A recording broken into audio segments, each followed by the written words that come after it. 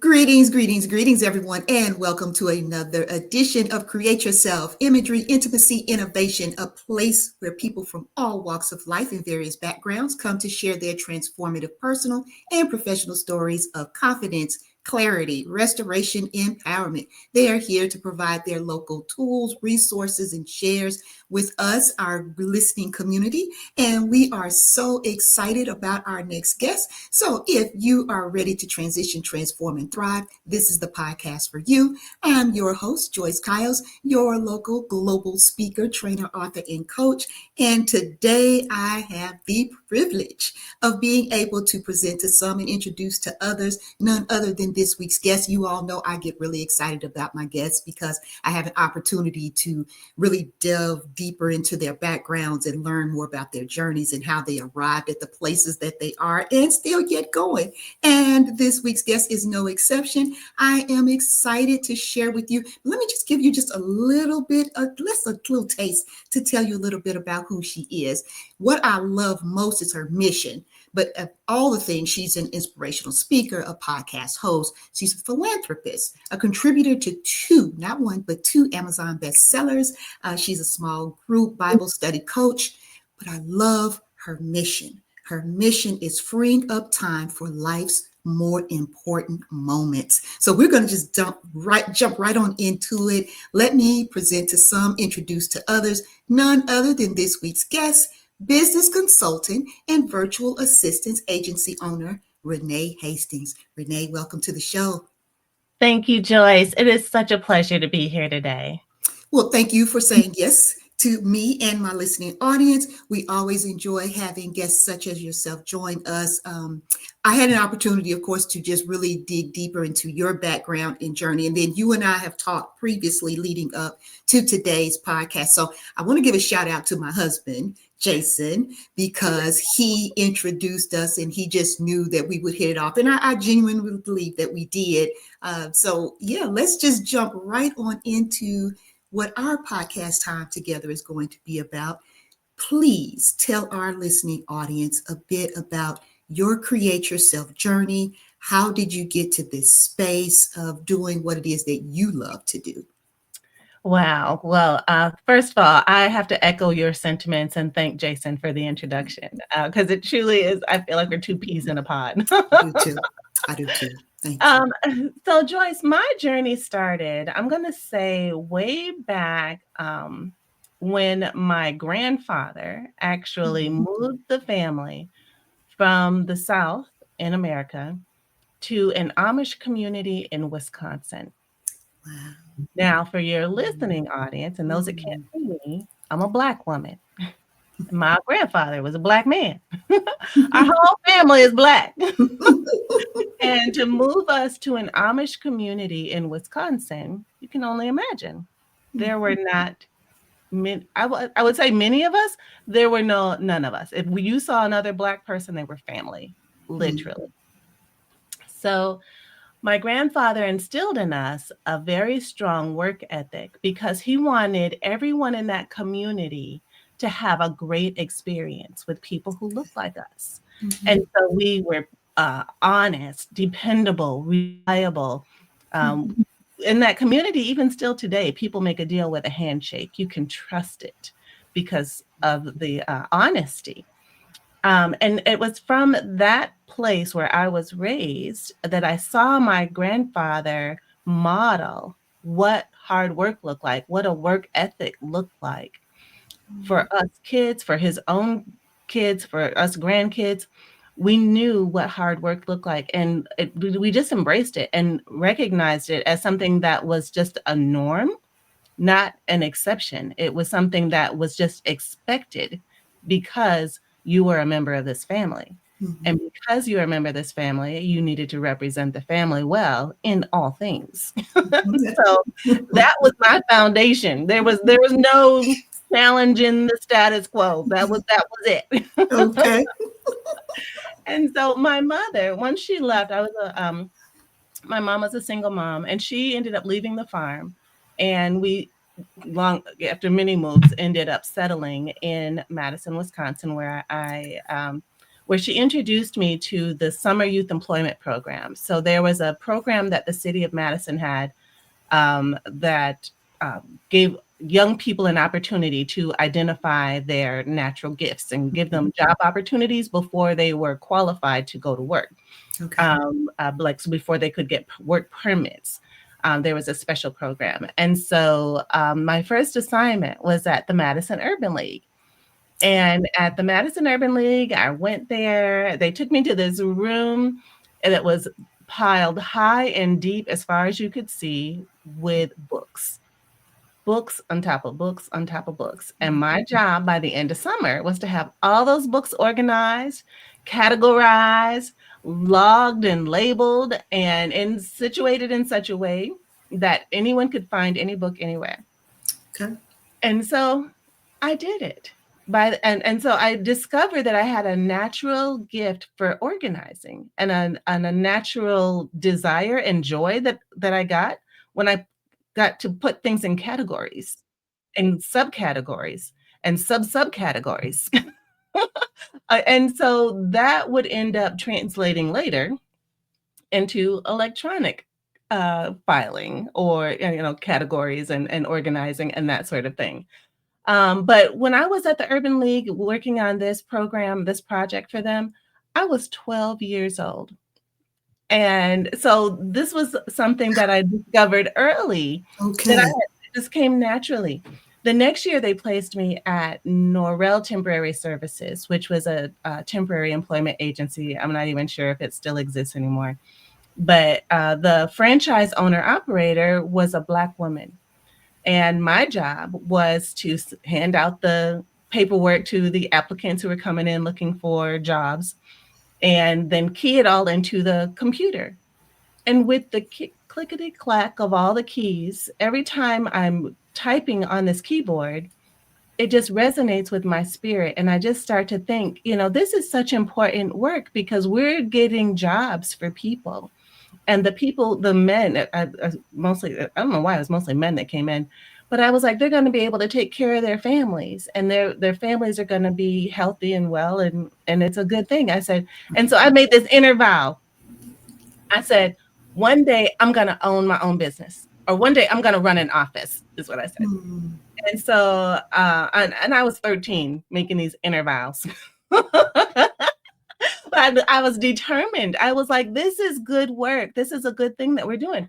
So while I was in school, I took all of the clerical classes, all of the typing, shorthand, dictation, marketing. I was in DECA. I think I was even a member of like 4-H or something like that. So all the things that got you in the, gave me business knowledge and understanding. I wanted everything to do with that so that I could properly prepare to own my own business one day. And I ended up graduating from high school at 16 years old. Because I just loaded up on all my classes and credits. And but when I graduated from high school at 16, I also had a 1-month-old son. So that kind of put a little bit of a hamper in my plans for immediately going to college to earn my business degree. But my mom said to me, she said, just because this has happened doesn't mean that your life is over. It's going to be harder, but your life isn't over. And so I hung on to those words. And with all of the work experience that I'd had from 12 to now being 16, I was and graduated now, I was able to then get a job working for the state of Wisconsin, making really good money. And one of the statistics that they shared with us in health class while I was still in school, they said, one of these girls in this class is going to get pregnant by the end of the school year. And when she does, she's going to end up on welfare and she's going to be a burden on society. And you know how sometimes people say things and it's like people don't realize the power of their words or the impact their words can have. And so, but in my particular situation, I was kind of glad that they said that because it even made my resolve that much greater to not be another statistic or to be a burden on society. So I immediately got a full-time day job during the day, got a part-time night job at night. And you couldn't tell me I was going to be some burden. But then for the whole first year of my son's life, though, I was so busy working from early morning to late night that I missed his first steps. I missed his first words. I missed all of his firsts.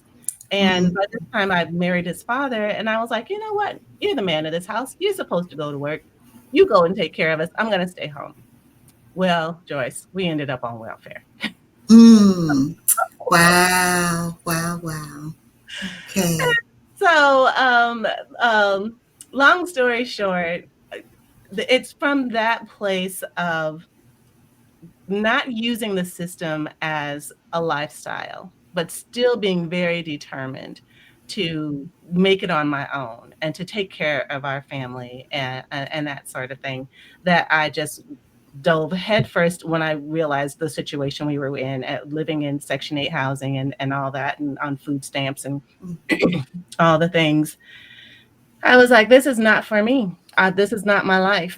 This will not be my life. Not be my life. Exactly. Yes. And so I'll use it for now to help me get where I need to go.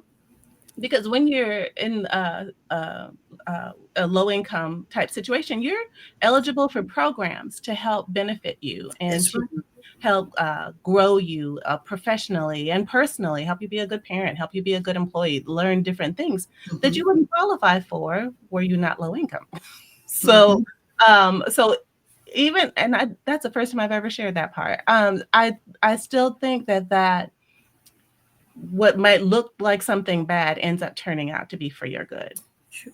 And so I'm very grateful to those programs, and to the Summer Youth Employment Program first, and then all those other programs that I was eligible for to help me get off the system so that I could get on my own 2 feet and, pay my own rent, and buy my own food and put my own gas in my car and not have to use public transportation, all the things. Yes. So that was the early stage of who Renee is, what makes Renee today. That intestinal fortitude that I had to have. Quitting was not an option. Giving up was not an option. I had a kid to take care of. So I was all about business and making sure that my family had what they needed, by working hard and putting in a full, honest day's work and earning my pay. Wow. So, this is why I knew that you would make an excellent guest.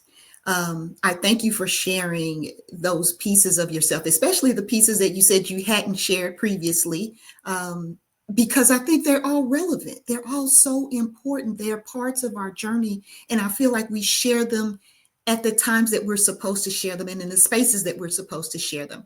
I call this create yourself, imagery, intimacy, innovation, very candidly because of my own experiences. And I've shared this on a few podcasts where I've talked a bit about my own journey and how I got to the place where I am and yet where I'm still, striving to climb.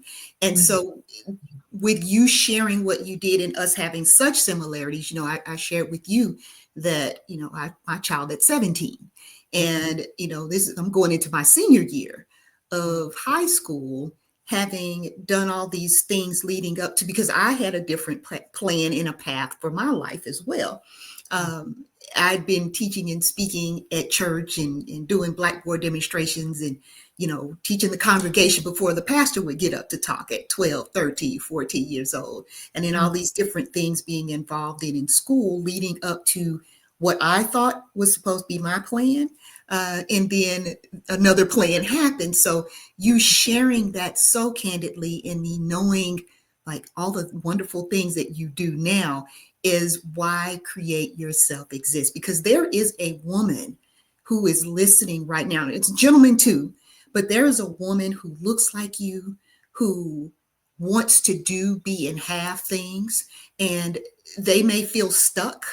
And listening to you share a testimony, if you will, or a success story, if you will, is a true testament to who you are, your resiliency, your talent.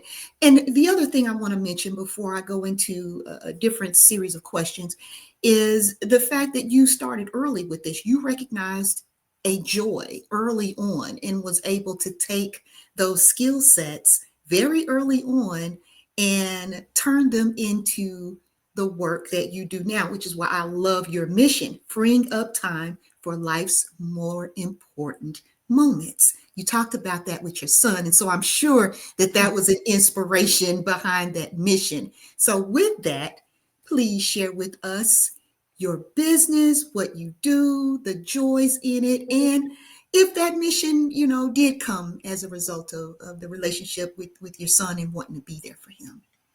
Well, thank you so much for this opportunity to kind of evolve the story and where it goes. So when I started the business, someone said to me, if you're going to start a business, do what you know and do what you love. Yes. And over the years, working in corporate America, so I continue to build on those clerical skills that I had developed so early.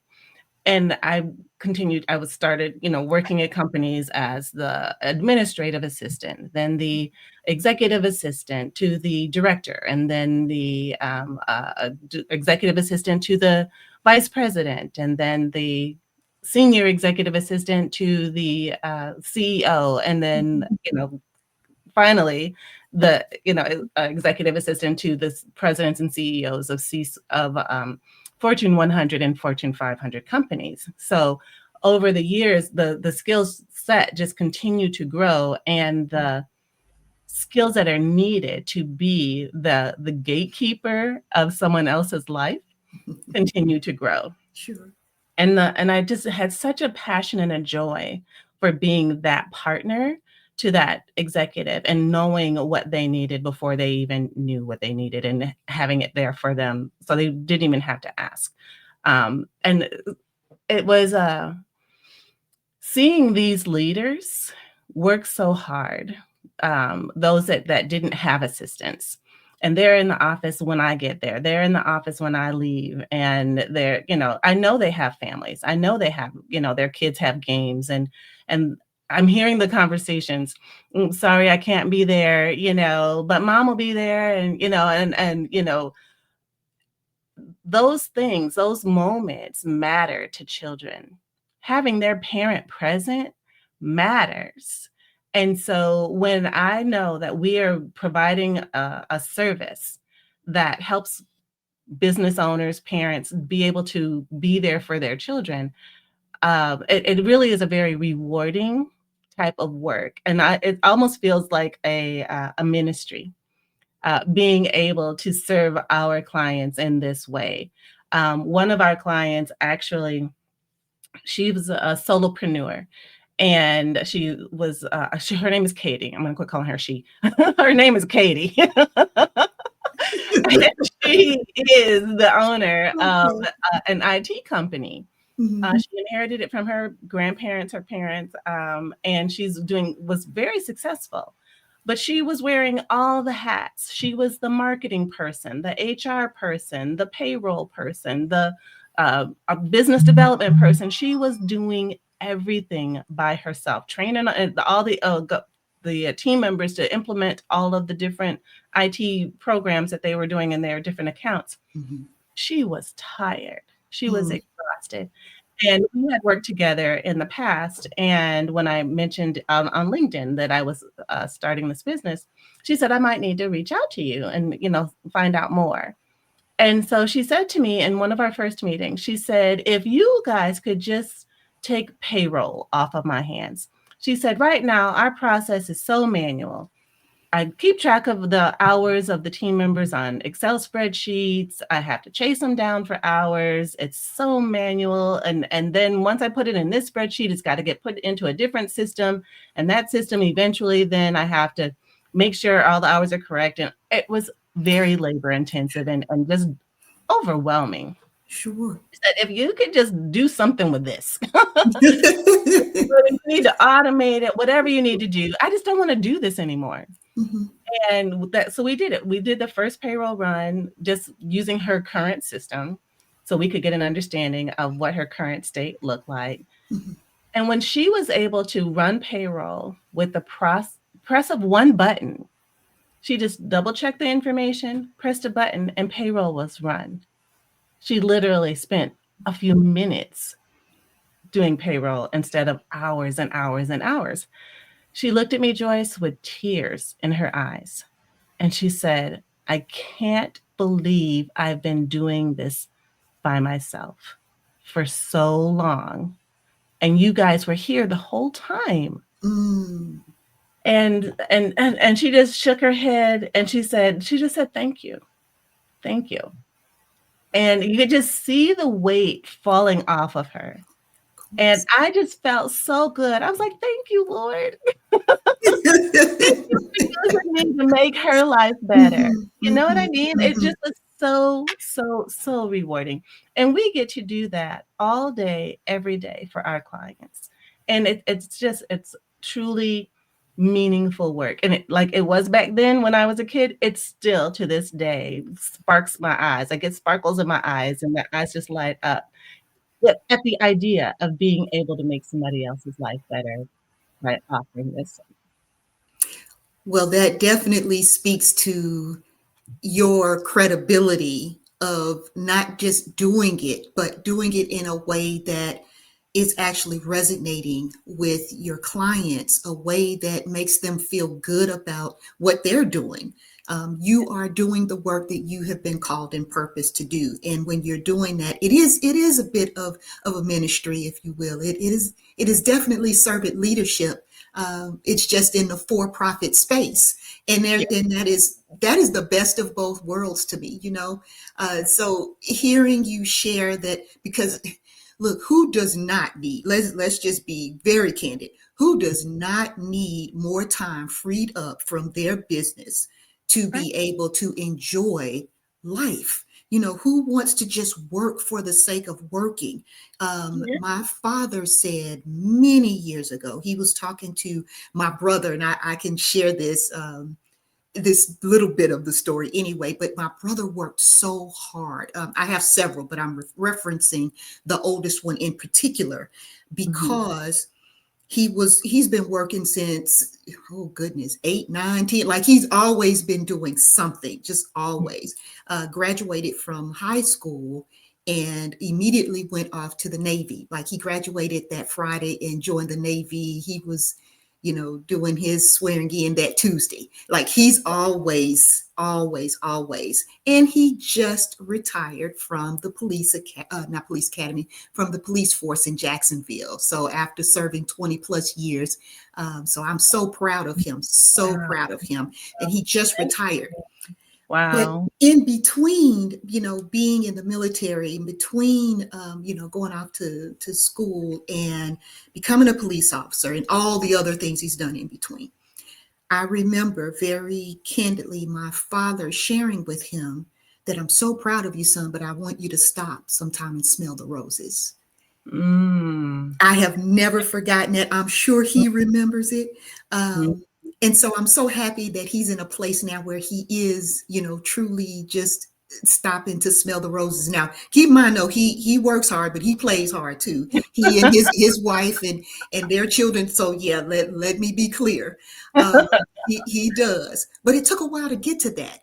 And Yeah. he had to implement some people and some strategy in his life so that he could have that sense of balance. I'm certainly working on it in my own business and for myself. That's why I talk a lot about wellness, because Mhm. that's something that gets ignored all too often.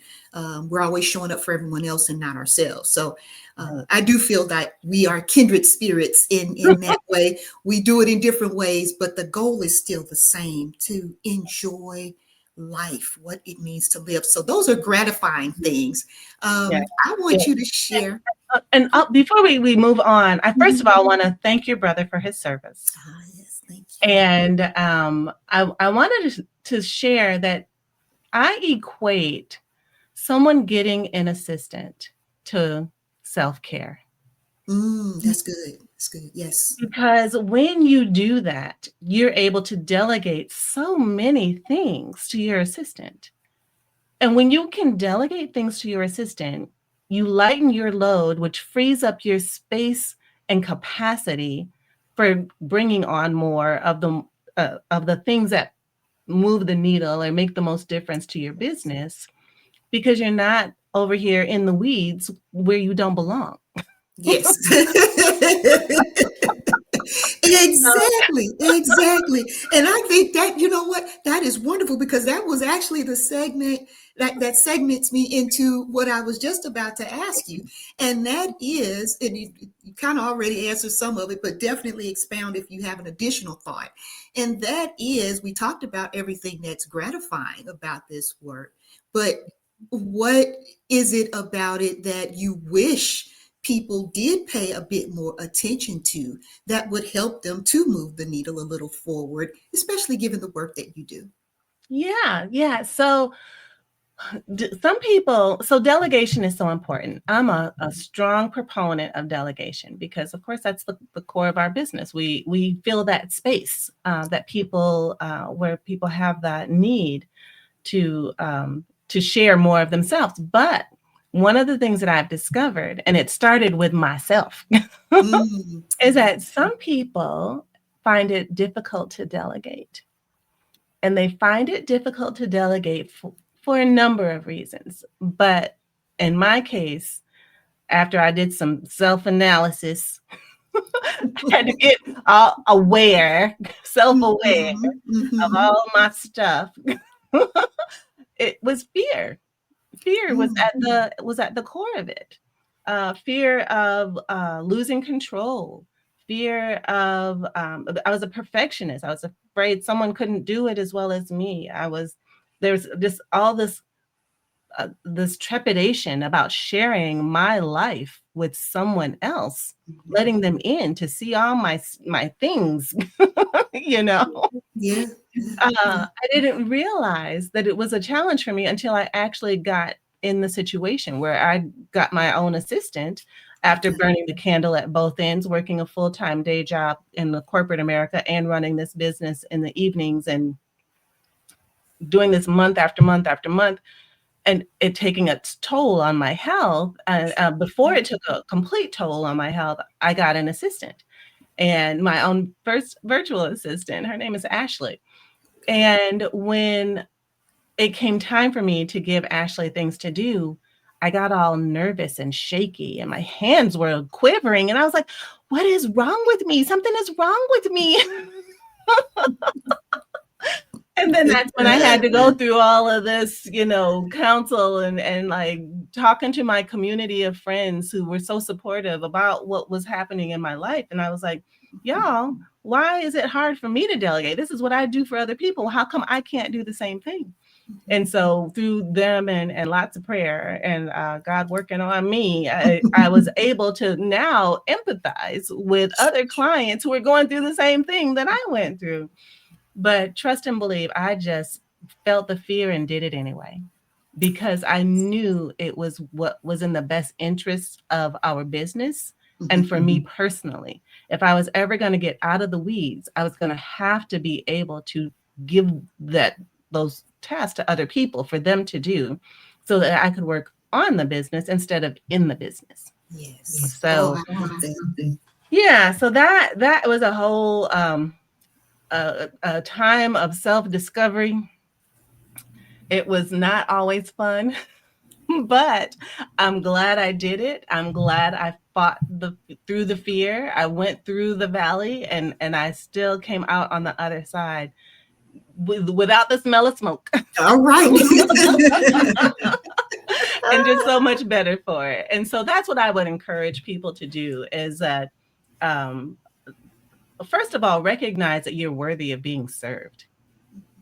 Okay, that's a whole nother subject for another conversation. But so many people struggle with allowing someone else in to take care of them. Get over that. Figure out where that comes from, fix it, get healed, whatever it takes, so that you can start to thrive. and you can start to flourish in your own natural giftings, and you allow someone else to operate in their natural giftings. That's what's most important, is that you allow someone else to do the things that they love to do, that they're really good at, they can do really, really fast, and they wake up to do it. Like That's they right. look forward to doing this stuff. It's stuff that has to be done, but you don't have to be the one to do it. Give it to someone else who loves doing that. And I think that that is wonderful advice, because we are afraid sometimes to hand this off to someone else. And when we do that, we're not only, allowing fear to creep in for us as, the business owners, or the mom or the whomever that might need that bit of support. We allow not only the fear to stifle us, but it also prohibits someone else who is gifted and talented and skilled. We're keeping them from pursuing their mission, their vision, their goals, their livelihood. So I love that. So that the idea of all of this is so that not only are we being served, but we're also serving.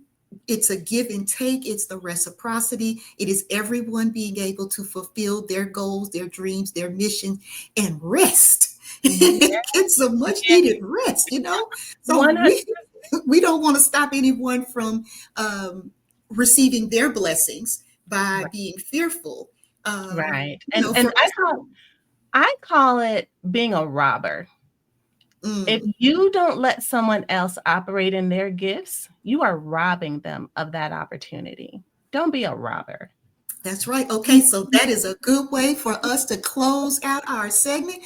Listeners, listen, do not be a robber. Do not operate and walk in fear. Allow someone to step in, step up, serve, and show up, and be reminded you are worthy of being served. And no other better person to help you with that process than Renee Hastings. I mean, she has all the tools, the guidance, the resources, and she's doing it because it's something that she loves to do. So while there is a financial gain, of course, because we're all in the business to make money, there is also this servant leadership quality that she has. So you're going to get the best of both worlds when you connect with her. So as we close out, I would love for you to share with our listening audience. Now, there's a list, of course, underneath our podcast of all the ways to connect. But I always like the audience, the listeners, to hear directly from our guests.